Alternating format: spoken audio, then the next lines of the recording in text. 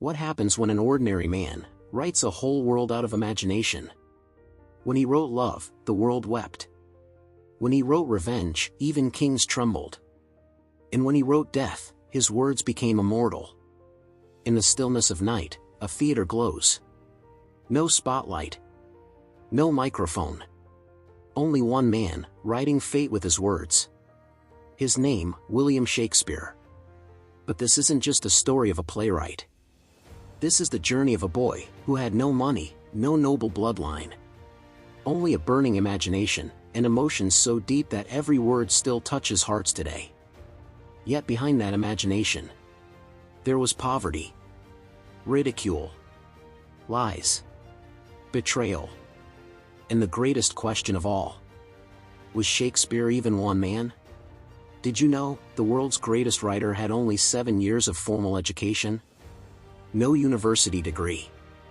No royal connections. No great mentor. And yet, he gave us Hamlet, Macbeth, Othello, Romeo and Juliet. Plays that are still alive 400 years later, but his journey was never easy. There was a time when his plays were mocked. People laughed, "Who is this commoner writing about kings and gods?"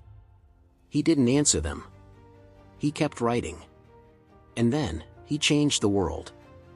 This story has dreams, and disgrace, glory, and games. And a final mystery that the world still hasn't solved after his death. So let's begin. A journey through time, where the pen spoke louder than the sword, and where the world's greatest dialogue was written by a boy from the streets. All the world's a stage, and all the men and women merely players. But William Shakespeare was the director, the writer, the actor, and above all, the greatest storyteller the world has ever known. Sometimes, the greatest stories begin in the quietest corners. A little English village, Stratford-upon-Avon. Green fields, stone houses, and a river reflecting the moonlight. Here, on April 23, 1564, a boy was born. William Shakespeare. His father, John Shakespeare. A glove maker. Sometimes a town official, but mostly drowned in debt. His mother, Mary Arden. From a wealthy farming family, who gave up everything for love. Shakespeare's childhood was neither royal, nor full of privilege. But he had something no one could take away. An unstoppable imagination. As a young boy, William attended grammar school, where he read Latin and Greek. By age 9, he was reading the works of Ovid, Virgil, and Seneca, while other kids scratched letters on slates. Shakespeare was creating dialogues in his mind, but then came the first blow. His father's business collapsed. Debts soared. And at just 14 years old, Shakespeare was forced to leave school. While his friends went off to universities, he stayed back, helping his father sell gloves in the market. Every night, he sat alone, talking to himself, whispering ideas. His dreams were still alive, only hidden deeper now.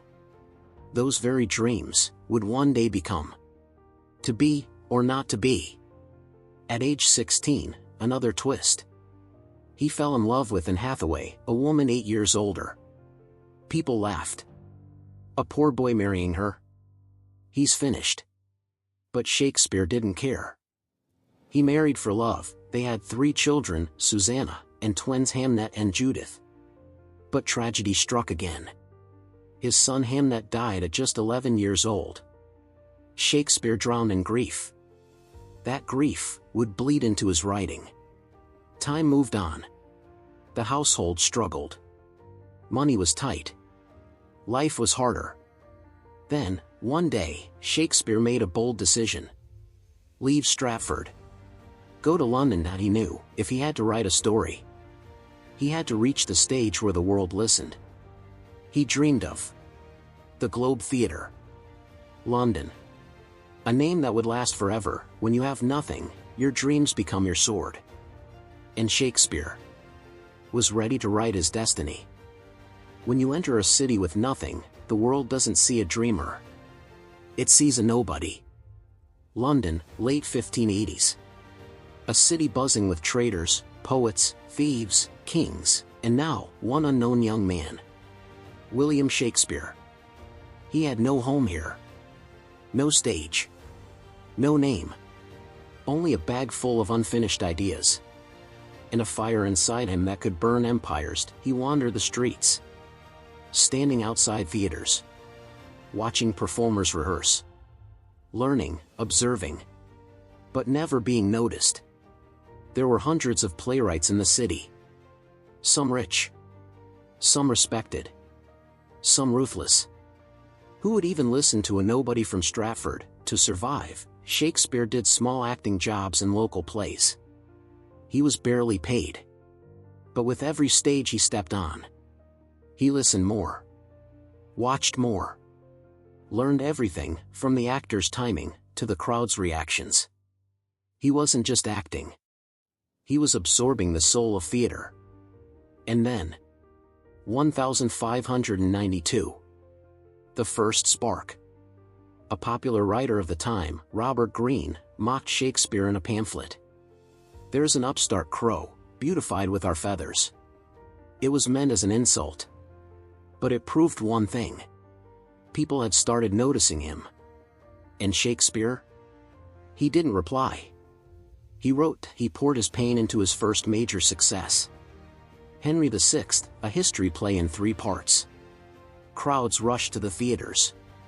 Producers leaned forward. Actors wanted his lines. And suddenly, the unknown boy from Stratford had become London's rising star, but his real turning point was yet to come. Romeo and Juliet. A tragedy. A love story. A revolution in language. My bounty is as boundless as the sea. Audiences had never heard words like these. So tender. So dangerous. So alive. Love was no longer just a feeling. It became poetry. And that poetry was William Shakespeare, but behind every shining curtain, there was darkness too. Many claimed he didn't write his own plays. Some said, a commoner can't write like this. Others whispered, there must be a nobleman behind the pen. Even today, scholars debate. Was it really Shakespeare? Or was he a front? But for Shakespeare, it didn't matter. He was too busy creating magic. In the next few years, he wrote A Midsummer Night's Dream, a fantasy that danced in moonlight. The Merchant of Venice, a powerful look at justice and mercy. Julius Caesar, a political storm that felt real even centuries later. Each play, a new world. Each character, a reflection of ourselves. By now, he was no longer a struggling actor. He had become a partner at the Globe Theatre. A playwright. A businessman. A phenomenon. He wasn't just writing for the elite. He was writing for everyone. From peasants to princes. People came from all walks of life to hear his stories. Because in his words, they found their own struggles, but even as success bloomed, the storm clouds gathered again. 1596. His beloved son, Hamnet, died. Shakespeare, broken in silence, turned to his pen. And from that grief, he gave the world one of the most haunting plays ever written. Hamlet. To be, or not to be, that is the question. Hamlet wasn't just about a prince. It was a portrait of grief. Of hesitation. Of the fear of existence itself. And suddenly, people weren't just entertained. They were moved. Even stars cast shadows. By the early 1600s, Shakespeare was no longer a name. He was a legend. Plays selling out. Audiences cheering. Wealth and fame finally knocking at his door. But what no one saw was the storm behind the curtain. The world praised his genius, but also envied it.